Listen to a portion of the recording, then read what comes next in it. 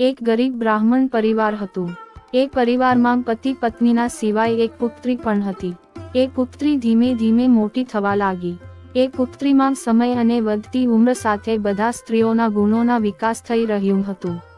એ છોકરી સુંદર, સંસ્કારવાન અને ગુણવાન હતી, પણ ગરીબ હોવાના કારણે એમનું લગ્ન નહીં થઈ રહ્યું હતું. એક દિવસ બ્રાહ્મણના ઘરે કે સાધુ મહારાજ આવ્યા. તે એ કન્યાના સેવાભાવથી ખૂબ પ્રભાવિત થયા. કન્યાને લાંબી ઉંમરના આશીર્વાદ આપતા સાધુએ કહ્યું કે આ કન્યાના હથેળીમાં લગ્ન માટે કોઈ રેખા નથી.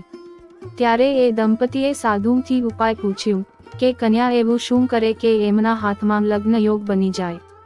સાધુ થોડી વાર વિચાર કર્યા પછી અંતર્દૃષ્ટિથી ધ્યાન કરીને જણાવ્યા કે થોડી દૂર એક ગામમાં એક સોના નામની ધોબણ જાતિની એક મહિલા એમના દીકરા અને વહુ સાથે રહે છે, જે ખૂબ જ આચાર વિચાર અને સંસ્કાર સંપન્ન અને પતિવ્રતા છે. જો એ કન્યા એમની સેવા કરે અને એ મહિલ એમને એમના માથાના સિંદૂર લગાવી દે, એ પછી એ કન્યાના લગ્ન થાય તો એ કન્યાના વૈધવ્ય યોગ મટી શકે છે.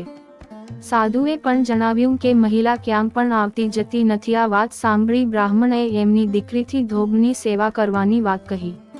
બીજા દિવસે કન્યા સવારે ઉઠીને સોના ધોબના ઘરે જઈને સાફ સફાઈ અને બીજા બધા કામ કરીને ઘરે આવી જતી. એક દિવસ સોના ધોબણ એમની વહુથી પૂછે કે તમે તો સવારે ઉઠીને બધા કામ કરી લો છો અને ખબર પણ નહીં લાગતી. વહુએ કહ્યું, મેં વિચાર્યું કે તમે સવારે જલ્દી ઉઠીને બધા કામ પોતે કરી લો છો અને હું મોડે ઉઠું છું.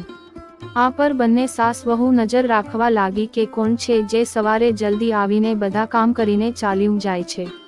ઘણા દિવસો પછી ધોબને જોયું કે એક કન્યા અંધેરામાં ઘરે આવે છે અને બધા કામ કર્યા પછી ચાલી જાય છે.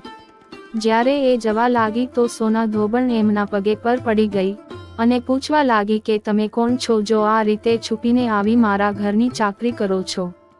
ત્યારે કન્યાએ સાધુએ કહેલી બધી વાત કહી.